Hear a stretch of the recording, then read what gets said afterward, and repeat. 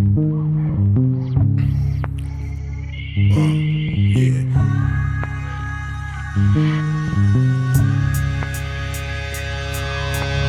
does it feel like night today? Something in here's not right today. Why am I so uptight today? Paranoia is all I got left. I don't know what stressed me first after how the pressure was fed, but I know just what it feels like to have a voice in the back of my head.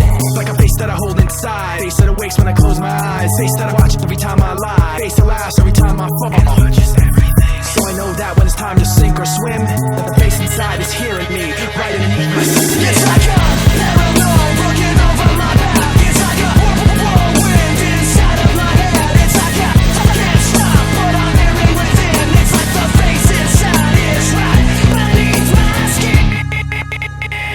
Hey yo, here we go again with the pain I feel is a realer in my mind. When I find myself in places with names but not faces, my memory races at speeds 100 degrees. My soul would bleed. Devil must have planted the seed. Now it feels like my back's against the wall. I'm taking the fall. Whenever I call, nobody's responding at all. But I don't know who I can trust. They screaming my name. I need somebody to help me out of the flame. All I'm trying to do is just master me.